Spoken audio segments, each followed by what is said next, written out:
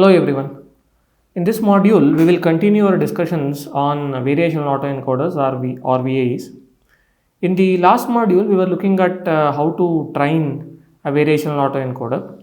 So I'll just quickly recap the training procedure of a variational autoencoder, and then we will look at how to use a trained variational autoencoder for different kinds of inference tasks, including data generation and posterior latent inference.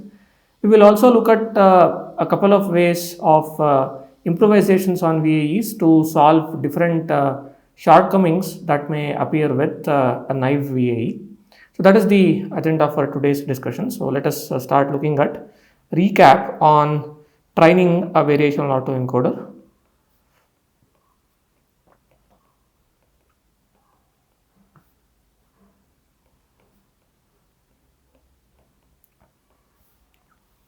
So a VAE architecturally has two neural networks that approximates two distributions. So we have an encoder neural network. We have an encoder neural network that would output the parameters of the distribution, the posterior distribution, latent posterior. So this is Q phi of z given x. So now this takes an input sample x as an input. This takes a data sample x as an input and gives the parameters of the latent posterior distribution Q phi of z given x. And we have another neural network called the decoder neural network. The decoder neural network will take the samples of the latent posterior as an input. So the samples of the latent posterior z goes as an input to the decoder, and that would output the parameters of the distribution p theta of x given z, which is the data conditional data likelihood. So this will give the parameters of this distribution, and we designated that as x cap theta of z. Okay, this is the design, and what we are given as usual are n data points. We are given a set of n data points which we call as the input data. So I is 1 through n, and these are sampled IID from an unknown distribution Px. So given that we have n data points sampled from an unknown distribution Px, this is a VAE has the encoder and the decoder, and the encoder takes up one of the data points as input and gives you the parameters of the latent posterior Q phi of z given x. So in a typical setting, this is how the implementation looks. So typically, so Q phi of z given x is assumed to be a Gaussian distribution on z with mean given by mu phi of x and variance denoted by sigma phi of x. Okay. Here, sigma phi of x is typically assumed to be a diagonal matrix. So it is a diagonal matrix of sigma 1, sigma 2 up to sigma k, right? So we have data as usual stays in a d-dimensional real space, and the latent space is a k-dimensional real space, and we have k to be much less than that of d. This is the typical setting, right? So the variance of the posterior distribution, latent posterior distribution, is assumed to be a diagonal matrix. So which means that here the encoder predicts mu phi of x, which is of k dimensions. It also predicts the diagonal of it outputs the diagonal elements of the variance matrix. So this is sigma 1, sigma 2 up to sigma k, right? Because the variance matrix, covariance matrix is diagonal in typical implementations. All you need to do is simply predict the diagonal elements, k-dimensional diagonal elements, which means that the input dimension for the encoder is d. So input is in d dimensions. The output is in k plus k, so which is a 2k dimensional output. The input for the decoder network is in k dimensions, right? Because z is in k dimensions. The output will be in d dimensions because we are getting the samples from p theta of x given z. Okay, then let me just move this down. Once we get samples of mu and sigma, what do? We simply sample an epsilon, so epsilon 1 to epsilon m from an auxiliary distribution that happens to be a Gaussian distribution, and then we do reparameterization. So we get zj to be equal to mu phi of x plus sigma 1 through sigma k.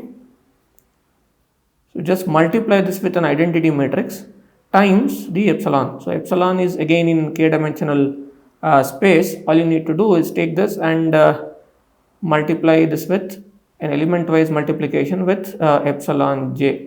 So this is the reparameterization. Once you get the zj, just give that particular zj as an input to the decoder, and decoder produces samples of x theta of samples from p theta of x given z. Okay, and we also have that the loss function that we would optimize for VAE is the evidence lower bound or elbow, which is given by this particular expression q phi of z given x minus the KL divergence dKL between q phi of z given x and p of z.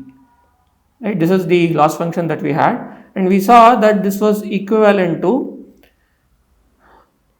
summation over xi minus x cap theta of z. Let me call it as x for a single data point. It's easy to comprehend that way. So this is the first term. The second term was deterministically given by this particular expression, which is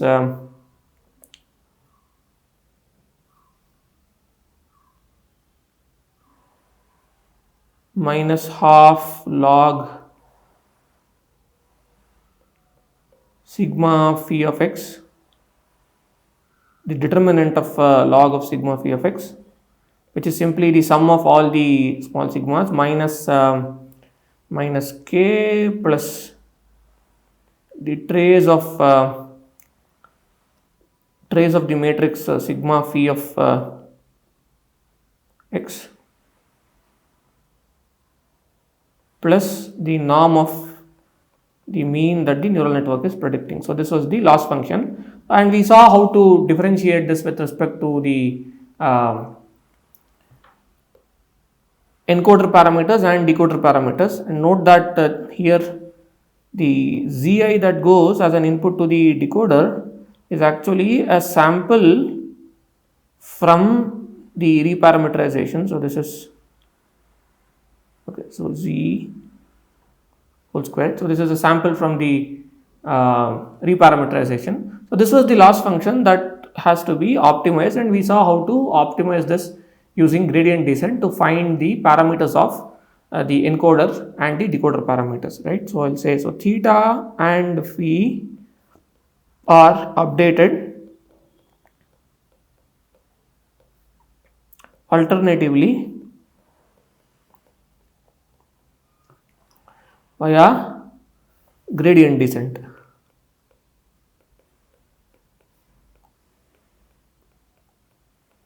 Yeah, so this is what we saw, that there's an encoder and a decoder network, and we have the data that we have been given. So an encoder takes a data sample as an input and gives you the parameters of the latent posterior. Okay, this is the sigma matrix. So this is the sigma phi of x is simply diagonal. It's a diagonal matrix that contains this particular element sigma 1 through sigma k. That is what the encoder would produce, and decoder will take a sample of z, okay, sampled from the latent posterior, we'll put it here. Decoder will take a sample from the latent posterior and then produces a sample from the distribution p theta of x given z. So that is the procedure, and we update the parameters of the encoder and decoder alternatively using gradient descent. Okay. So now suppose that the VAE is now trained. So what we have to do is, how do we use a VAE for different kinds of inference tasks? So we'll see inference with a trained VAE. So now that we have trained a VAE, we'll have to see how to do the inference. By the way, one other point before we move on, I have never talked about the architecture of the encoder and decoder networks. Okay, so that is a design choice. One can choose any kind of architectures for the encoder and decoder networks. Suppose your X happens to be from image domain, then typically the encoder and decoder networks will have convolutional neural networks. So encoder will have convolutions followed by fully connected layers, and the decoder will start with a fully connected layer, because Zj is a vector of k dimensions, and it will have what are known as transpose convolutions, okay, or upsampling layers, and it will give back an image at the output. Okay. So it depends upon what kind of data topology you have, you choose the architecture that way, but all the discussions that we did so far is agnostic to whatever the data topology and the architecture, which means that any architecture can be used as far as it is compatible with the data that is being used. So more of this will be discussed when the VAEs will be implemented in tutorials. Okay. Now once we have VAEs trained, we will have to see how to use these VAEs in inference setting. So because VAE is a latent variable models, you can use it for two major tasks. So one is data generation, so which is sampling, because VAE can also be used. VAE is basically a latent variable generative model. The first task is data generation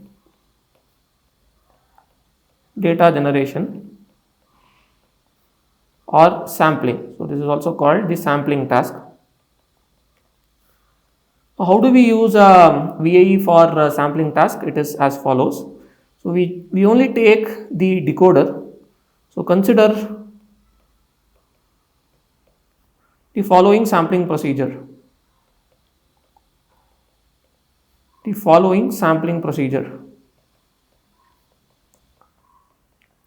So this is common to any of the latent variable model. How do you sample in a latent variable model? Recall that a latent variable model p theta of x is given by the marginal over the joint distribution of the data and the latent variable, which means that the sampling can be accomplished using following. So first step is to sample a z nu, okay, from p of z. So you get a sample z nu from p of z, which is the prior on the latent variable. So typically this is a normal 0 1, because this is the prior that we have imposed on p theta, p of z, right? We have taken p of z to be independent of theta, and we have kept it fixed at normal 0 1. So you get one new sample from p of z, and then sample a data point x nu from p theta of x given z, right? Conditionally sample a new data point x nu from p theta of x given z. Now how do we sample from p theta of x given z? So this is done using the decoder network, because we are getting the samples of p theta of x given the parameters of p theta of x given z via decoder. So this can be sampled using the decoder network. Decoder of the VAE. Okay. So why should this work? Let us look at the construction of the decoder. So we have the trained decoder network.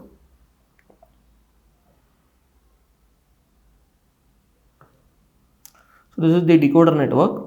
So this decoder network has been trained to take samples z from q phi of z given x, This is what we did in reparameterization. Okay, so P theta star x given z, star indicating that it is trained, and this will give you the samples, or rather the parameters of, so we called it as x cap theta of z, which are, it's what was this in one of the implementations. So this was actually the mean of P theta of x given z. So this is the mean of P theta of x given z, right? That is how we constructed the decoder in one of the sensations. Now we don't know what q phi of z given x is. However, the KL term in elbow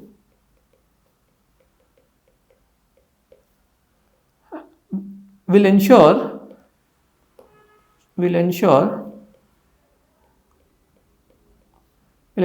that q phi of z given x, okay, will be equal to p of z. So that is what the KL term is doing. This will be equal to normal 0 1 for all x, right? Note that q phi of z given x is a distribution for a given x, correct? Because it's a conditional distribution. Now if you look at the loss function here, the second term in the elbow, or the loss function that we are optimizing, will ensure that q phi of z given x will approach pz, because we need to minimize this, right? If you minimize this, remember that our objective is to maximize the elbow. If you are maximizing the elbow, there is a negative sign here, which means that we are minimizing the KL divergence. So if you minimize the KL divergence between these two distributions, for all x, q phi of z given x has been pushed close to p of z, right? And what is p of z? P of z is normal 0 1 by construction. We have taken p of z to be a normal 0 1 distribution by construction, which means that if the VAE is trained properly, the VAE is well trained,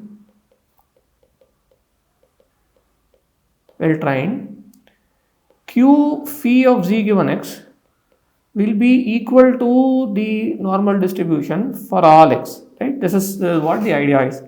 Now if that is the case, then decoder, the way the decoder was trained was to take a sample from q phi of z given x and give you the sample of p theta of x given z. Now if q phi of z given x is a normal distribution for all x, we can replace this simply with a z nu, okay, that is sampled from normal 0 1. So sampling from normal 0 1, so this implies that sampling from normal 0 1 is equivalent to sampling from q phi of z given x for all x. So all we need to do is sample a point from normal 0 1, give it as an input to the decoder, and decoder now will produce a sample from p theta of x given z, because that is the way it has been trained, correct? Okay, so now once we get the output of the decoder, so x, let's say x cap theta, or rather what was the symbol, x cap theta of z nu is the output of the decoder,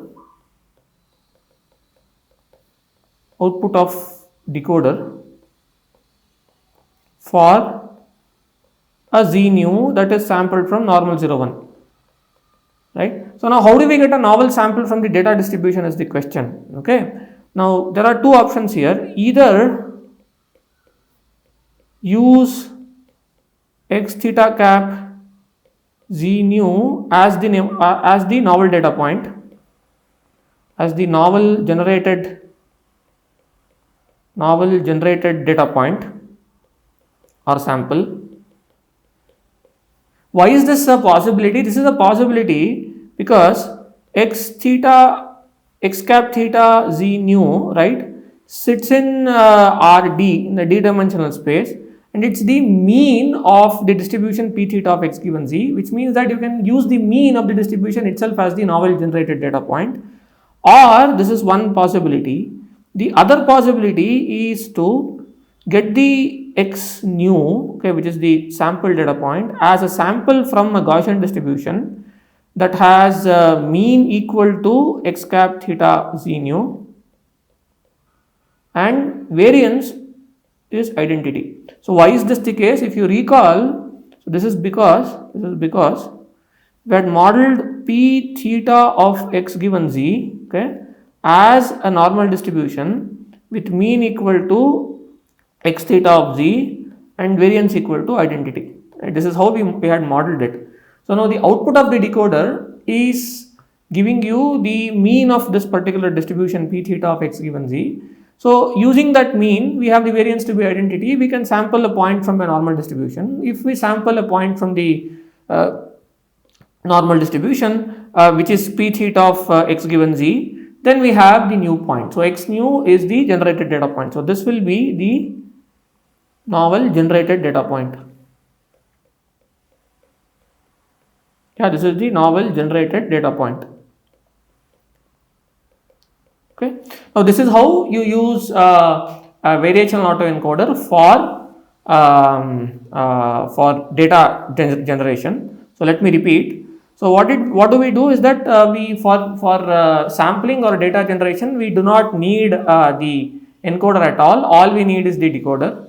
What do? We take the trained decoder. We will sample a point from normal 0 1, okay, which is the point from the latent space, and give it as an input to the decoder. Okay, while the decoder has learned to construct the data point from q phi of z given x, it is during inference we take a data sample from normal 0 1 and give it as an input, because sampling from a normal 0 1 distribution is equivalent to sampling from q phi of z given x for all x, because in the elbow optimization, the second KL term will ensure that for all x, q phi of z given x is normal 0 1 irrespective of x. So if you want to sample a new data point, what do? Is that we take a sample from normal 0 1 and pass it through the decoder network and get x theta cap of z, which is the mean of the distribution p theta of x given z, because the neural network decoder is a probabilistic neural network. Now either we can use the output of the decoder itself as the novel generated data point, or we can take that as the mean of the Gaussian distribution and sample another x new, the generated data point, using simple sampling from the sampling procedure from a normal distribution, with the output of the decoder being considered as the mean. Okay, that is how a VAE is used for data generation. So this is the decoder of the VAE. Okay, so encoder is not used while using VAE for data generation. Okay, right. So now the next, as I said, any latent variable model can be used for embedding extraction, okay, or also known as the feature extraction. Let's see, because VAE is also a latent variable model, VAE can also be used for feature extraction or embedding extraction. Let us see how to do that. The second application of a VAE is in what is called as VAEs for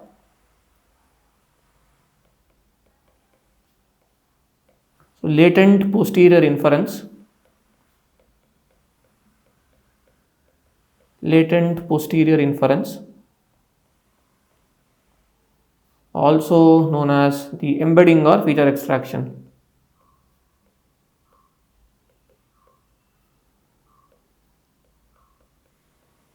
Embedding or feature extraction.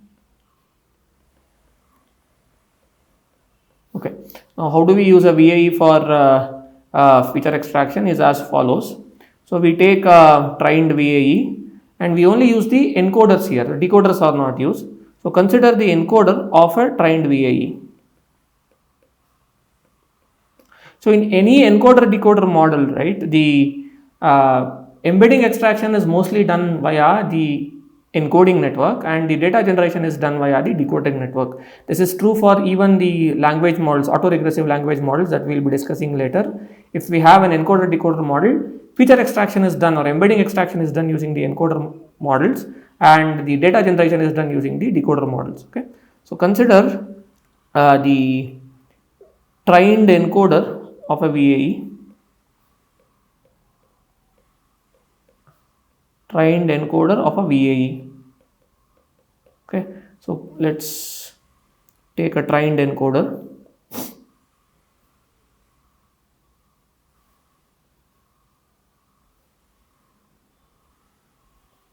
So this is Q phi star of z given x. This will take an input data point. So let's call this x test. So we want the embedding corresponding to this data point called x test. Okay, x test as an input, and what we get here are usually, as usual, the mean of the distribution under x test, and we get the variance of the distribution x test, and this is the diagonal covariance matrix we are using. Okay, this is what we get. Okay, so now the embedding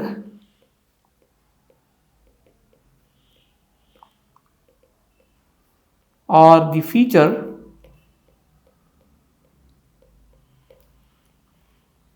for, also have to call it the latent embedding, because it's the posterior latent posterior extraction, right, inference.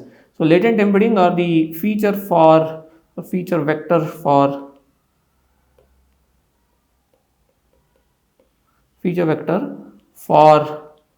x test is given by, so one can use multiple choices again. Okay, the first thing is can simply take the embedding corresponding to x test as the mean vector itself. This is one choice. Or I can take this z test to be a sample that is drawn from a normal distribution with mean equal to mu and variance equal to the prediction sigma that we get from the VAE. Okay, so now with this, note that there is not only one encoding or embedding that you can get for a given x test. One can sample any number of encodings, right, for a given input data point, and you can even take an average of all of them and take that as the embedding for the given data point, or you can take the mean itself that the neural network encoder network predicts as the embedding of the given data point x test. Okay, so this is these are the ways in which a VAE can be used, the encoder of a VAE can be used for feature or embedding extraction. Now what do we do with these z test? These can be used in multiple ways. So one can use the z for as features while building a classifier on data, or later, as we see, these will be used to build generative models, another class of generative models on z test. So what do I mean by that? So while the data is given in some d-dimensional real space, imagine that your x is an image. So first you train an encoder decoder or a VAE on the raw data, and you embed all the data in the latent space of the VAE. Okay, and take all the embeddings, and you can build another generative model on top of the embeddings of the VAE. So that is one other way how embeddings are used. We will see that in a while. So once the features are extracted, they can be used in any soever manner. Okay, so just for the sake of completeness, we'll say that the features z test will be in a k-dimensional space, which means that your data is now being compressed, right? So we started with a d-dimensional space, and the data now is compressed to a lower k-dimensional latent space. So that is why one would seek an embedding extraction, because it is a compact representation of data. Okay, so this is how the VAE is used. So in summary, the decoder of the VAE is used as a generator for the novel data points. The encoder of the VAE post training is used for posterior inference or feature extraction.